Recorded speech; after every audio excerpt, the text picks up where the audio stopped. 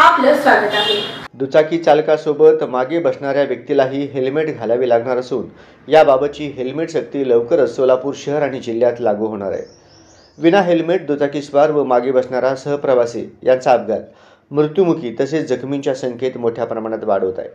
यावर आळा घालण्यासाठी आता संपूर्ण राज्यात दुचाकीवर मागे बसणाऱ्यालाही हेल्मेट सक्ती करणारे परिपत्रक अप्पर पोलीस महासंचालक अरविंद साळवे यांनी काढले आहे।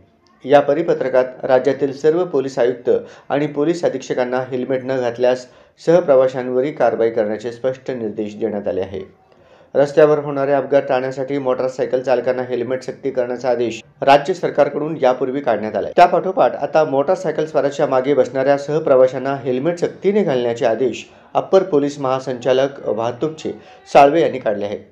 विना हेल्मेट मोटारसायकल चालविल्यास मोटार वाहन कायद्यामध्ये 500 रुपये दंड तसेच 3 महिन्यांसाठी परवाना निलंबित करण्याची तरतूद करण्यात आली आहे। यापूर्वी अनेक वेळा हेल्मेट सक्ती करण्यात आली होती, परंतु त्याची कालांतराने काटेकोर अंमलबजावणी होत नव्हती। आता नव्याने निघालेल्या हेल्मेट सक्ती आदेशाचे पालन कसे होणार हे पाहणे औत्सुक्याचे ठरणार आहे। अप्पर पोलीस महासंचालकांच्या दुचाकीवर मागे बसणाऱ्या सहप्रवाशाला हेल्मेट सक्तीचा आदेश प्राप्त झाला असून याबाबत आमच्या पोलीस अधिकाऱ्यांशी चर्चा करून याची अंमलबजावणी करणार आहोत, असे पोलीस आयुक्त एम राजकुमार यांनी सांगितले आहे।